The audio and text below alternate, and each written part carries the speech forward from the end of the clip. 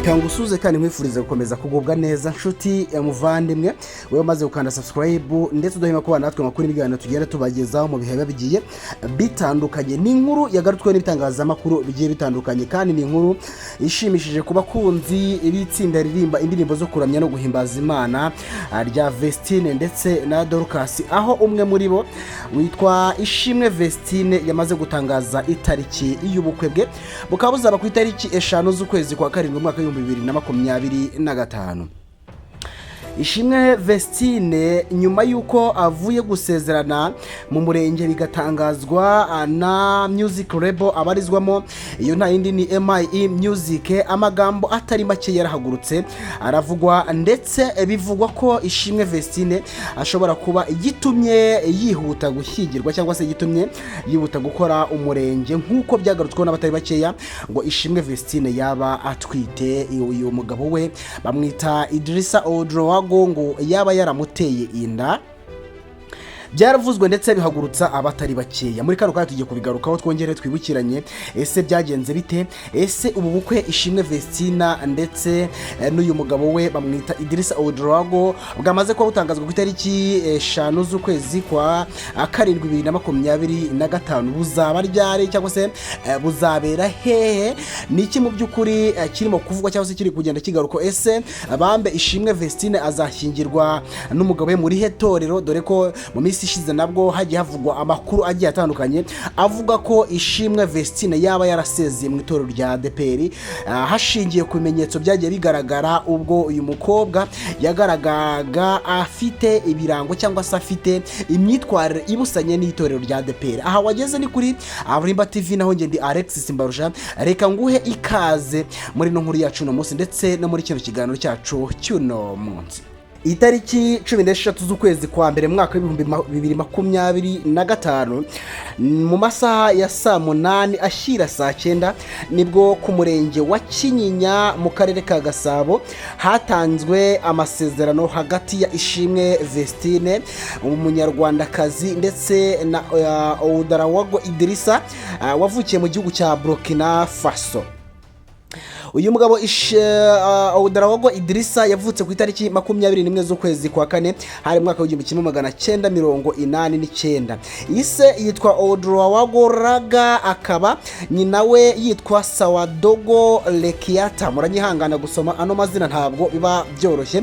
Nibwo yashyingiranwaga rero n'uno muhanzikazi witwa Ishimwe Vestine wavutse mu mwaka w'2003 ku itariki 2 z'ukwezi kwa kane. Papa wakaba yitwa Nizeyimana Mazima mu gihe mama we yitwa Uzamukunda Elizabeth. Ishimwe Vestine akaba ubaze umunsi ku wundi amaze kugira imyaka 22. Ni mu gihe uyu mugabo we Odrago Idrissa we afite imyaka 36. Ngiyi impamvu rero yavugishije abantu batari bakeya, by'umwihariko abantu bakunze Ishimwe Vestine nk'umuririmbyi ufite ijwi ritangaje hamwe na murumuna we Kamikazi Dorcas. Bakimara kubona aya makuru bakabona aya mafoto byarahagurutse bivugisha batari bakeya. Urumva bafite ikinyuranyo, uno mugabo afite imyaka 36 mu gihe undi we afite imyaka 23. Ni ikinyuranyo cy'imyaka 22, ni ikinyuranyo cy'imyaka 14. Urumva mu imyaka 14 yose. Abantu rero barahagurutse baravuga ndetse abandi baravugishwa bati Ishimwe Vestine igitumye ashaka uyu mugabo nta yindi, bivugwa ko uyu mugabo ngo ari umunyemafaranga ndetse yarigwije. Bati uyu mwana w'umukobwa arahagurutse aragiye, mu gihe abantu benshi bibwiraga ko uyu mwana w'umukobwa ashaka kuzashakwa n'umwe mu bastari bo mu Rwanda ndetse atari bake bagerageje kuba bagaragaza ibyiyumviro byabo kuri uno mwana w'umukobwa. Bati uyu mukobwa agiye hakiri kare. Abantu rero benshi barasakuje. Ni mu gihe kandi iki gikorwa cy'ishyingiranwa rya Ishimwe Vestine ndetse na Idrissa Odrago ryabaye mwibanga rikomeye cyane, dore ko kuba aba bana b'abakobwa ari abastari bashyingiranywe MIE Music ibigize ubwiru ndetse itangazwa ryo gushyingirwa kwabo ntibemereye ko abanyamakuru cyangwa se itangazamakuru bitandukanye bikora mu gihugu cy'u Rwanda abiza kuba bihari, babigize ubwiru cyane, dore ko ishyingirwa ryabo bwa mbere amafoto yagiye hanze arayafashwe na kamera ziri muri uriya murenge wa Kinyinya hariya mu karere ka Gasabo, n'amafoto yagaragaraga nabi aho abantu benshi bagendaga bavuga ngo Ishimwe Vestine ashyingiranwe n'umusaza. None rero baje kuba batangaza itariki y'ubukwe bwabo. Ubukwe bukaba buzaba ku itariki 5 z'ukwezi kwa karindwi ni mu mwaka wa 2025. Tutaragera ku bukwe bwabo, nyuma y'uko bamaze gushyingiranwa mu murenge n'amagambo menshi yagiye avugwa aho bavugaga ko Ishimwe Vestine atwite, bigarukaho n'ibitangazamakuru bitandukanye ndetse bivugisha abantu benshi, aho abantu benshi bagiye bavuga ngo aburya aba bantu nuko babona basenga, nuko babona bambaye imyambaro ya Gikristo, nyamara nabo ari inkozi z'ibibi. Ibintu byababaje ababakunda baririmbana, ibintu byababaje abantu babafana cyangwa se abakunzi babo, dore ko urukundo bakundwa rutakiri ku rwego rwo mu Rwanda gusa, baba abanyarwanda ndetse n'abanyamahanga, by'umwihariko abakuru turuka muri kiriya gihugu cy'u Burundi, Tanzania ndetse na Repubulika na Demokarasi ya Kongo, dore ko aba bana kuri basigaye baririmba mu ndimi zigera kuri 3, icyo ni Cyongereza, Ikinyarwanda ndetse n'Igiswahili. Izo ndirimbo zombi cyangwa se izo ndimi zombi baziririmba mu bishatse kuvuga ko rero urukundo rwabo rwamaze kwagura imipaka, bakundwa mu Rwanda ndetse no mu mahanga. Rero kumva aba bana bashingwa cyangwa se bavugwaho ingeso nk'izo ngizo byabaje abatari bakeya, by'umwihariko rero Ishimwe Vestine nyuma y'uko bivuzwe ko ashobora kuba atwite byabaje abatari bakeya. Gusa nyuma y'igihe gitoya ibyo bibaye, aya makuru nawe ubwe yaje kuyamenya abinyujije ku gitangazamakuru cya MIE Empire ndetse na RBA Rwanda Broadcasting Agency, yaje kuba abishyiraho umucyo agaragaza ko nta nda yigeze atwita, ndetse ibyabaye byose byabaye hari ukugira ngo bitegurire ubukwe bwabo nk'uko babipanze, dore ko yavuze ko umugabo we Idrissa Odrago abamusebye bavuga ko ngo ashatse umusaza ari we Imana yamuhitiyemo kandi yamuremeye, bityo ntawe ukwiye kuba amucira imanza cyangwa se amubwira ko yahisemo nabi. Rero ubukwe bwabo bukaba buteganijwe ku itariki 5 z'ukwezi kwa karindwi ni mwaka wa 2025. Icyo gihe ni nabwo yavuze ko ngo nta kibirukansa ubukwe bwabo buzaba igihe kigaragara, ku buryo ntawe uzaba avuga ko uyu mukobwa yaba yaratwite mu gihe we adatwite. Ariyo mpamvu bashyizemo intervale y'amezi 7, kurumva basezeranye ku itariki 13 z'ukwa mbere, bakaba bazabana cyangwa se ubukwe bwabo buzaba ku itariki 5 z'ukwezi kwa karindwi, harimo amezi 7 biramutse koko ibyavugwa ari byo aramutse abaye atwite, wabaye abibona cyangwa se byaba bigaragara koko niba atwite. Ikindi kibazo gikomeye abantu baribaza, ese uyu mwana w'umukobwa ko mu minsi yashize yagiye agaragara afite ibisuko, ubona ko rwose atakibarizwa mu itorero rya ADPER, ubukwe bwabo bwaba buzabera muri dini abanyarwanda bafite amatsiko. Ese ubukwe bwa Ishimwe Vestine buzabera muri Katolike, buzabera mu yahe matorero? Ni mu gihe kandi muri no minsi nabwo hadutse inkundura igaragaza ko umuhanzi MIE nako umunyamakuru wa MIE bamwita Irene Murindahabi, aho yagaragaye ku bitangazamakuru avuga ko yababajwe ndetse yatewe ishavu no kubona Ishimwe Vestine nawe arimo kwitwara bibusanyije n'itorero rya ADPER. Ngira ngo nawe uri kugenda ubibona, ndetse twagiye tubigarukaho mu nkuru zacu zabanje, aho Ishimwe Vestine yagaragaye asutse.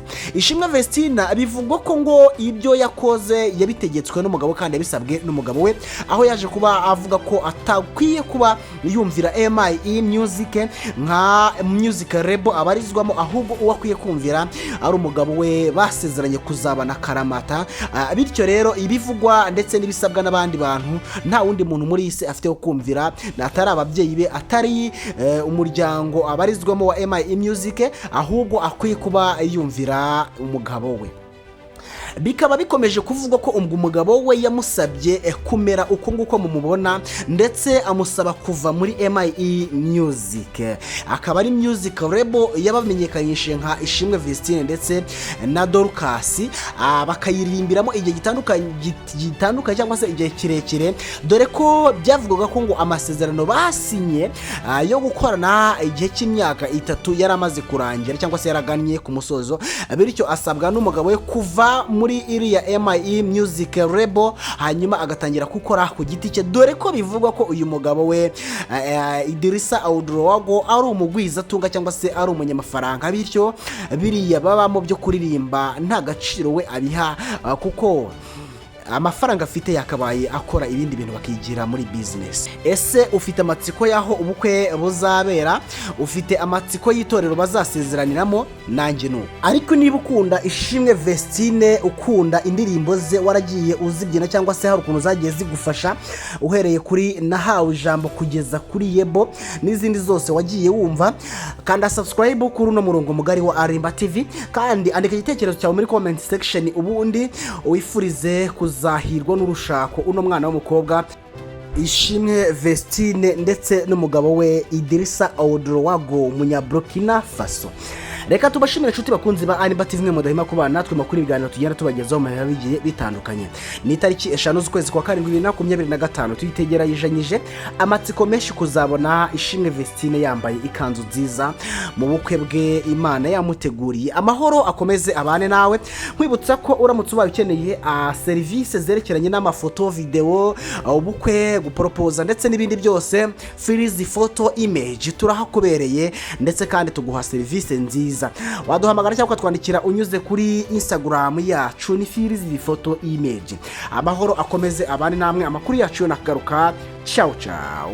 Waba ufite ubukwe bwo gusezerana imbere y'Imana, mariage civile, anniversaire, ibiro byo gusoza amashuri yisumbuye na za kaminuza, proposal, inama zigiye zitandukanye, wabuza hano wakuru umukameramani wizeye wagukorera amafoto meza y'urwibutso ruzakwibutsa ibihe byiza mwagize. Wihangayika, freeze photo image, igisubizo ku bibazo wibaza. Tugufitiye kamera zintajorwa mu gufata amashusho n'amavideo y'ubukwe, ku buryo uzirebye zimusubize neza mu bihe nkaho birimo kubaho kanya. Wihangayika rero, twandikire kuri Instagram yacu ni freeze photo image, twandikire cyangwa duhamagare kuri nimero ya telefone 0781312188 freeze photo image. Ibirori bifotowe neza bizira gusaza no kwibagirana. Arimba TV, kumenya amakuru kwanyu niryo sezerano ryacu.